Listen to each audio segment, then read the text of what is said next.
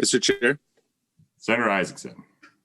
So one of the things that I have seen in the past, and I don't know if this is a naive thing to say in the eyes of folks like Senator Bach and others who've been around doing this for a while, but you know, there's these principles we set up, and if we are to make a good faith effort at trying to put together a map that we think could get across the finish line, which I think all of us would think would be a good idea, at some point it might be a good idea if we drafted and came to an agreement, if we can, and maybe we can. That's why. And Senator Kiffmeyer obviously has a lot more experience than I do in this area too, but on some principles that we agree the map should be drawn by as a committee, that might forge a bipartisan way ahead, and something to think about. And I don't know if that's possible, but you know, that might be a consideration for us to have a discussion about at some point.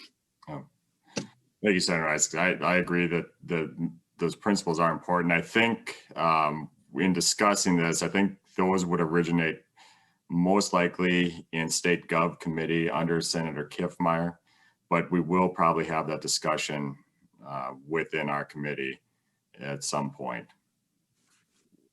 Mr. Chair. Senator Isaacson. Why would the principles originate in a different committee if we're the redistricting committee?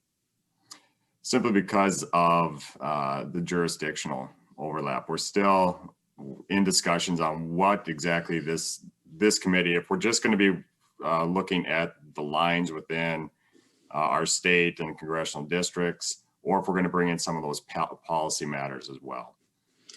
So I would argue, or just be thoughtful about that. I don't know that if Senator Kunesh or Senator Murphy are on state government or not, but I'm certainly not.